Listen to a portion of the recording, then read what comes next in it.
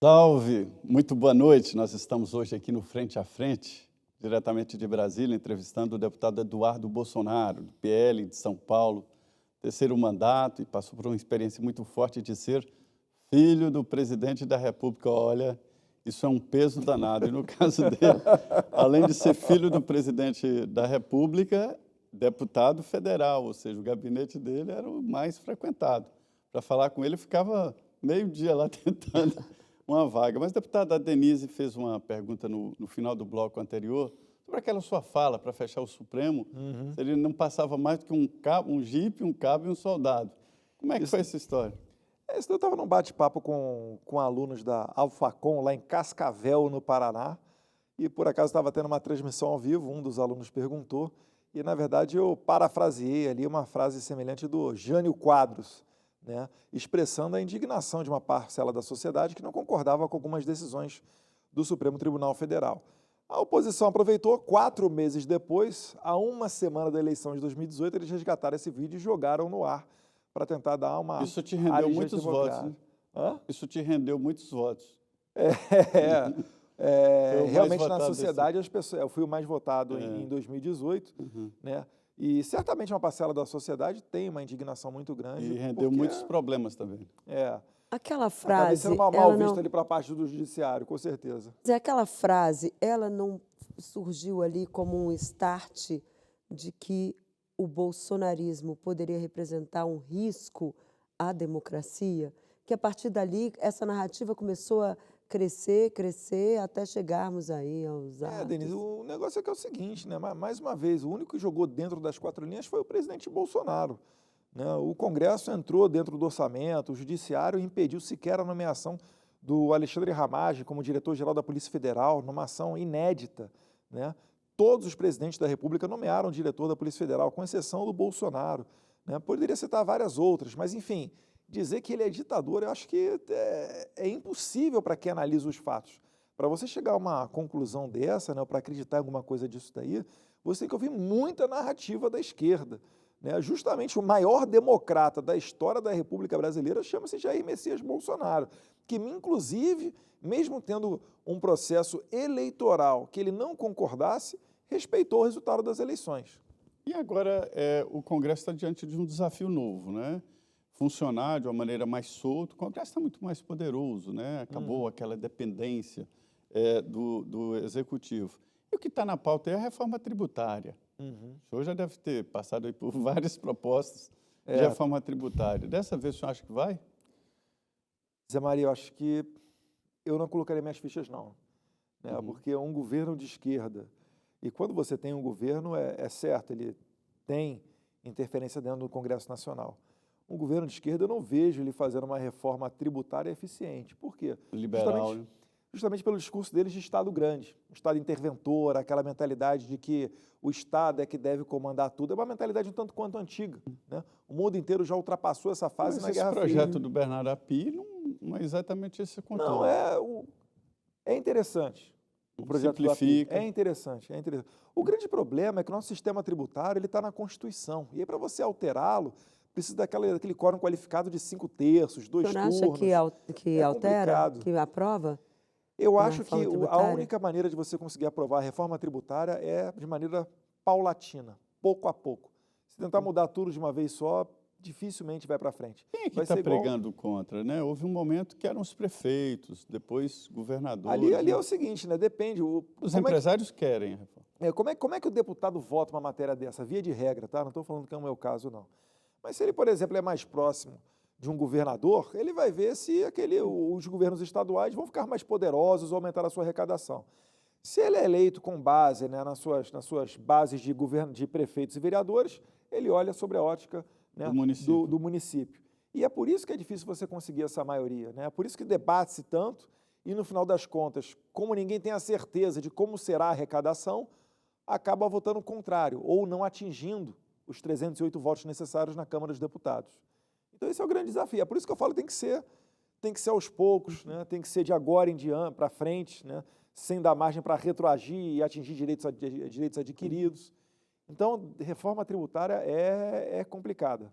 Agora, o senhor acha que, além dessa, quais são as outras pautas que a oposição vai tentar emplacar este ano? Olha, de cara eu digo, Denise, que a gente vai tentar pautar os PDLs para sustar, né, o recadastramento das armas feito pelo Flávio Dino e o decreto presidencial que revogou os decretos do presidente Bolsonaro com relação às armas de fogo. Né, isso aí causou até uma celeuma no mercado, uma confusão muito grande. Blindadoras de carro pararam de fabricar durante um determinado período, né, devido à insegurança jurídica, porque o presidente Bolsonaro ele simplificou, né, o processo para você ter uma blindadora de carros, não sendo mais exigida a burocracia do CR. O que é isso? É o certificado de registro junto ao Exército. Então a blindadora que começou as suas atividades sem ter o CR, viu da noite para o dia essa exigência retornando, quando Lula sustou os decretos do presidente Bolsonaro. Só que agora o Exército também está proibido de emitir novos CRs. Então, essas blindadoras da noite para o dia entraram na ilegalidade. Eu estou citando só um exemplo da lambança que foi feita devido ao desconhecimento técnico do governo e a sua ânsia em desarmar o povo e dar um troco no presidente Bolsonaro, porque sabem que essa é uma pauta cara ao presidente. Agora, presidente, só um minuto, o Arthur Lira já se comprometeu a colocar esses PDLs em votação? Não temos o comprometimento dele, mas a gente está fazendo pressão e tem articulado. Eu quero crer aí que depois do Carnaval a gente possa pautar esses projetos de decreto legislativo na Câmara e eu acredito que tem muita chance de ser aprovado na Câmara. E aí a gente vai para a segunda batalha, que é no Senado. Deputado, o senhor disse agora há pouco que o ex-governador e agora vice-presidente, ministro Geraldo Alckmin, não veio a passeio para o governo. O que o senhor quis dizer exatamente com essa expressão? É que nos bastidores do Congresso Nacional, muitos falam que ele seria o candidato preferido do chamado establishment, que são os poderosos de Brasília. Então, quando que ele se tornaria presidente, ninguém sabe, né, se haveria algum acordo com Lula, mas certo é que causou muita estranheza que ele tenha aceitado ser vice-presidente, né, candidato a vice na chapa do Lula, sendo que o PSDB sempre foi muito crítico. Foi uma grande manobra, né? Exato, foi uma grande manobra, né? Então, tem esse zum em Brasília. Mas o senhor vê a possibilidade de impeachment? Com certeza, com certeza.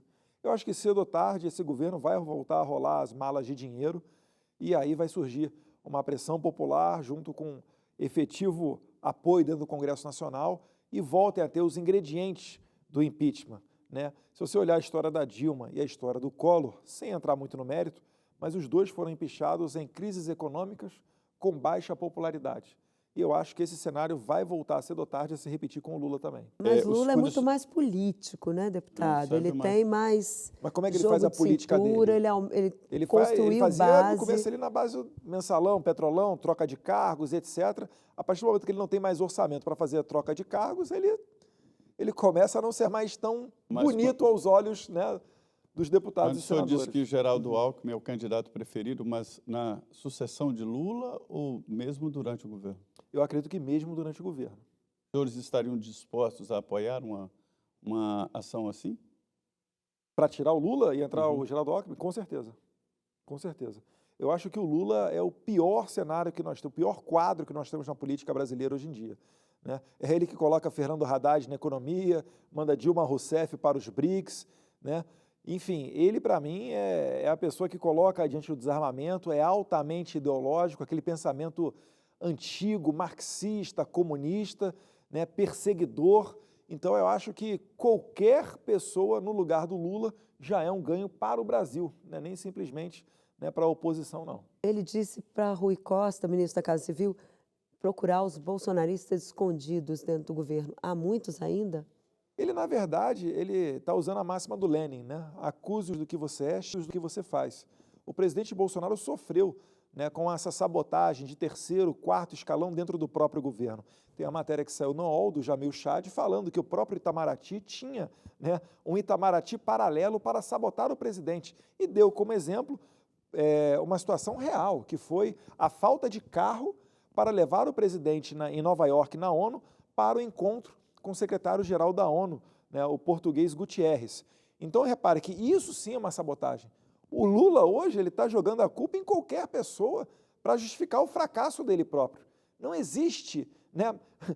Quem dera se existisse uma massa de bolsonaristas, vamos assim dizer, dentro da estrutura de Brasília. Nos carece muito essa formação de pessoas dentro dessa burocracia de Brasília. Eu gosto muito da política internacional, foi presidente da Comissão de Relações Exteriores, né, da Câmara dos Deputados, foi até cotado para ser o embaixador do Brasil nos Estados Unidos. O Lula está mudando assim, a política internacional do Brasil.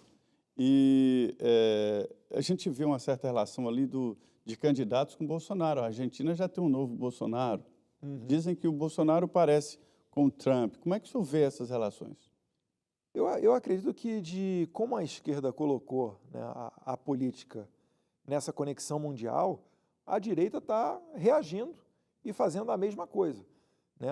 Você deve estar citando aí, Trindade, o Javier Milei, que é um deputado federal argentino, né, com um discurso liberal muito forte.